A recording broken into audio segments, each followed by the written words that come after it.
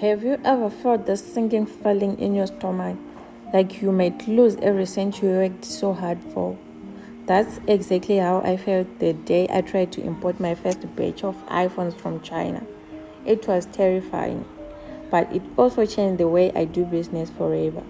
In this video, I'm sharing the full story of how I almost lost it all and the exact lessons I learned that now save me thousands every single month. If you're new here, hi, I'm Energy and I share tips about importing business and making money the smart way, especially here in Zimbabwe and Africa as a whole. A lot of people see my tutorials and think I just had it all figured out, but honestly, this journey started with a lot of mistakes and a lot of fear. So grab a cup of tea because this story is going to show you exactly why I'm so careful with suppliers and payments today. And at the end, I will share the exact 3 steps I use now to make importing safer for anyone who wants to start this journey. It all started back in 2019. I had been saving every single dollar I could. I was determined to start a small side hustle importing iPhones directly from Guangzhou, China. I found a supplier that looked perfect. I had a freight forwarder lined up and even found a trusted agent who could handle Alipay and WeChat payments for me. On paper, everything was smooth. I remember sitting there, calculator in hand, figuring out the landing cost and imagining how much profit I would make.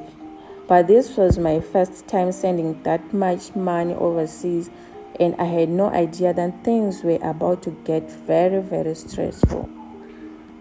The first sign of trouble came after I sent a deposit. The supplier suddenly messaged me saying their payment details had changed because of a holiday closure. I remember reading that message over and over again, wondering if I had just been scammed. Then, a few days later, my freight forwarder warned me that customs were changing their inspection rules. That meant I might have to pay extra duty or risk delays. At that moment, I was panicking. I couldn't sleep. I had already sent a deposit, and the thought of losing it made me sick. I kept refreshing my phone, checking messages from the supplier, and questioning if I had made a huge mistake. If you've ever been in that position, you know how scary it feels. You start doubting everything, your plan, your research, everything, even your dream of running a business, everything. I woke up the next day feeling like I had two choices: cancel everything and lose my deposit, or push forward and trust that my research would pay off. So I decided to investigate. I asked my money agent to double check the supplier's business license. I joined a WeChat group for African importers just to ask if anyone had worked with this company before. And I started digging deep into every detail of their listings, reviews, and payment history. I spent hours cross checking everything because I knew one wrong move could cost me everything I had worked for. And finally, I got my answer. The supplier was legitimate. The payment change was just because of a banking holiday in China. My order was actually on track. A few days later, I got the notification I have been waiting for. My phones had been shipped. 2 weeks later, I picked up my very first box of imported iPhones from my freight forwarder all the way from China to Zimbabwe. I can't even describe the relief I felt seeing that package. That moment taught me that importing is not about luck. It's about systems, relationships, and doing your homework. And that was the start of my business journey. So here's what I learned from that experience. And I think it can save you from losing money if you are planning to import too. Always verify supplier documents. Don't just trust screenshots or listings.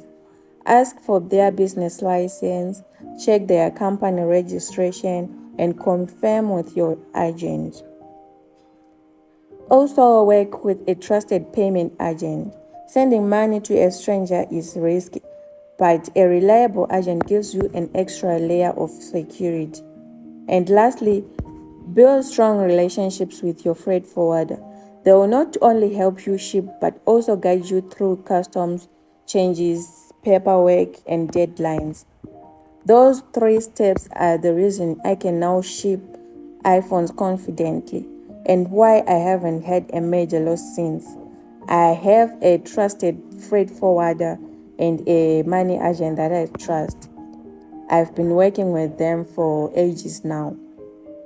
Looking back, I'm actually grateful for that scary experience. It forced me to slow down, do my homework, and treat my business like a real business, not just a side hustle. Now, every time a shipment arrives, I remember that feeling of uncertainty, and it motivates me to keep improving my systems.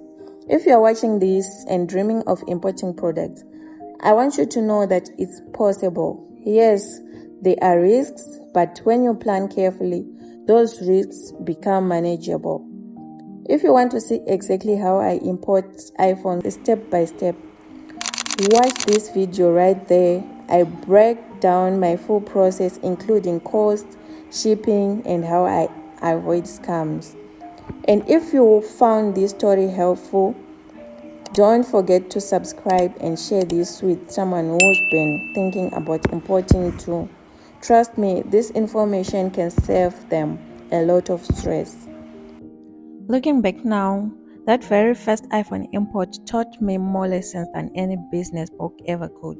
I was nervous, I made mistakes, I stressed over every message from my supplier, and I tracked that shipment like my life depended on it. But when I finally opened that first box of iPhones, it hit me. This was the start of something big. Since then, I've got smarter with sourcing, payments, and shipping, and I've learned how to spot red flags before they cost me money. But I wasn't satisfied stopping there. I wanted to see what other markets had to offer. That's when I decided to experiment with Dubai stock. And let me tell you, Dubai is a whole different ballgame. I got my hands on two iPhone 11 samples straight from Dubai, and I recorded the entire unboxing and testing process for you. In that upcoming video, I will show you exactly how Dubai prices compare, what the packaging looks like, how to check authenticity, and most importantly, whether it's actually worth importing from Dubai instead of China. That video is dropping very soon. So, if you are interested and serious about learning this business or just curious to see the difference, make sure you are subscribed and turn on the notification bell so you don't miss it. Think of this as chapter 1 and Dubai, that's chapter 2.